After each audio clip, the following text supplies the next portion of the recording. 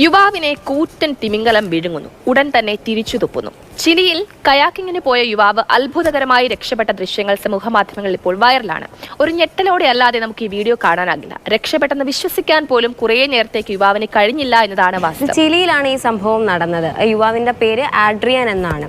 ആഡ്രിയാനും ആഡ്രിയാന്റെ പിതാവും കൂടി കയാക്കിങ്ങിനൊക്കെ ഇങ്ങനെ സമുദ്രത്തിൽ സ്ഥിരം പോകുന്ന ആൾക്കാരാണ്. അങ്ങനെ പോയപ്പോഴാണ് ഈ ഒരു സംഭവം നടന്നത്. എനിക്ക് തോന്നുന്നു ആഡ്രിയാനും ആഡ്രിയാന്റെ പിതാവിനും ഇതേ പറ്റിയിട്ടെന്ന് വെച്ചാൽ സമുദ്രത്തെ പറ്റിയിട്ടും ഈ തിമിംഗലത്തെ പറ്റിയിട്ടൊക്കെ നല്ല അറിവുള്ള ആൾക്കാരായിരിക്കും. കാരണം അങ്ങനെ ഒരു സംഭവം നടന്നപ്പോഴും രണ്ടുപേരും കാമായിട്ടാണ്. ആഡ്രിയാന്റെ പിതാവ് കാം എന്ന് പറയുന്നുണ്ടായിരുന്നു ആ വീഡിയോയിൽ.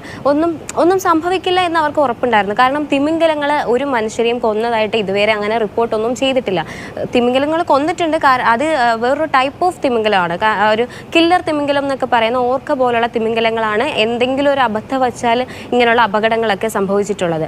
പിന്നെ തിമിംഗലങ്ങളുടെ പ്രത്യേകത പറയുകയാണെങ്കിൽ ഇതിങ്ങനെ പൊങ്ങുന്നത് കുറച്ച് ചില കാര്യങ്ങൾക്ക് വേണ്ടിയിട്ടാണ്. ഒന്ന് എൻ്റർടൈൻമെൻറ്റ്, രണ്ടാമത്തേന്ന് വെച്ചാൽ അതിനെ ഈ കൂട്ടത്തിൽ നിന്ന് ഒറ്റപ്പെട്ടു പോകുമ്പോൾ അത് അറിയിക്കാൻ വേണ്ടിയിട്ട്, പിന്നെയുള്ള മൂന്നാമത്തെ കാര്യം അതിൻ്റെ ഇര തേടിയിട്ടാണ്. അപ്പോൾ എനിക്ക് കൂടുതലും ആൾക്കാർ ഇതിൽ റിപ്പോർട്ട് വന്നിട്ടുള്ളതെന്ന് വെച്ചാൽ ഇത് ഇര തേടി പൊങ്ങിയപ്പോൾ ഈ കയാക്കിംഗ് ബോട്ട് കണ്ടപ്പം അത് അതിൻ്റെ ഇരയാണെന്ന് അതിനെ തോന്നി. എന്നുവെച്ചാൽ കയാക്കിംഗ് ബോട്ടും അതിൻ്റെ ഇരയും മീനൊക്കെ ആണെന്ന് വിചാരിച്ചു. അതിൻ്റെ രണ്ടിൻ്റെയും ഷേപ്പ് ഒരേപോലെയാണല്ലോ. അപ്പോൾ അങ്ങനെ തോന്നി, അങ്ങനെ വിചാരിച്ചിട്ടാണ് ഇത് ഈ പുള്ളിനെയും ഈ കയാക്കിംഗ് ബോട്ടും കൂടി എടുക്കുന്നത്. പക്ഷേ എടുത്ത് കുറച്ച് ഒരു 5-6 സെക്കൻഡേ വായ്ക്കുള്ളിൽ വെച്ചുള്ളൂ. അപ്പോഴത്തേക്കും മനസ്സിലായി ഇത് തൻ്റെ ഇരയല്ലാന്ന് മനസ്സിലായപ്പോൾ തന്നെ തിരിച്ചു തുപ്പയും ചെയ്തു.